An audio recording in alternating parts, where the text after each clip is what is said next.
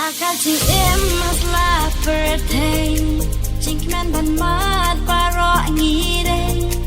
Ban klamakas ngau kenjas ngau tlang Kam tam lay lay haki ayam tlang Haka jingin jonga marwe Jinkman kalong kum kamahadei Ban klamakas ngau kenjas ngau tlang Kam tam lay lay haki ayam tlang Chua bangin jam sa jing long temen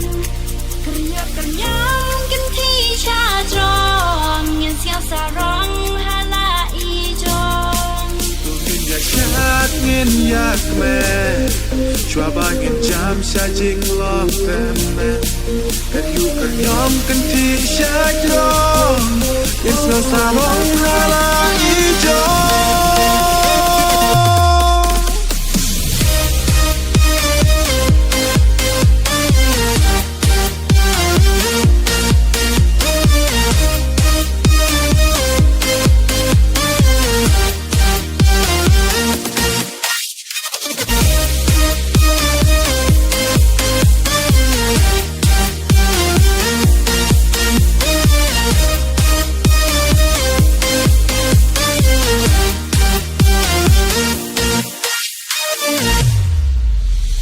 Jeng kem mau berhei wat penlek no jeng kemen mengiok wat pensep ingin kemen ngerislah kadang yang kapor kan mau wat klep yang buram kakor Jeng kem mau berhei wat penlek no jeng kemen mengiok wat pensep ingin kemen ngerislah kadang yang kapor kan mau wat klep yang buram kakor Hakati emasla pertei Jinkman ban mat paro ngidei Ban klem makas ngau kenjas ngau temang Kam tam lay lay haki ayom telang Chua bangin jam sa jing long temen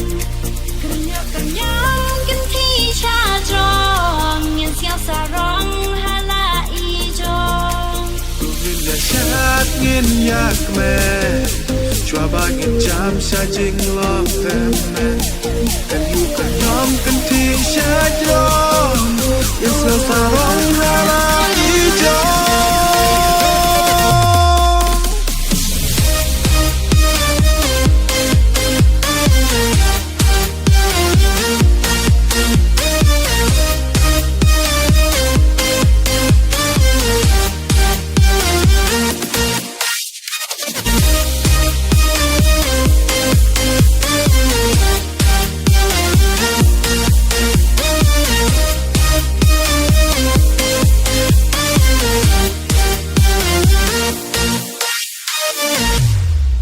I'm done away near Kaaway